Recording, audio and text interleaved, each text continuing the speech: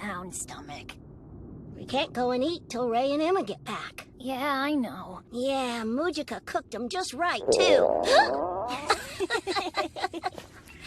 I hope they're okay, wherever they are.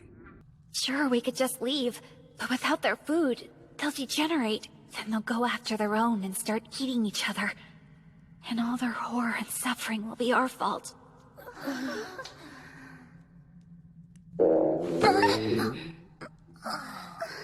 If I was hungry, like really, really hungry, That can wait.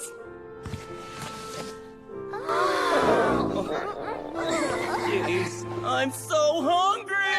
Have some dinner! Huh? What is this? I think it's a garden. Check this out. This is all the food we could get today. Sorry it's not more. It's okay. Yeah, it's enough.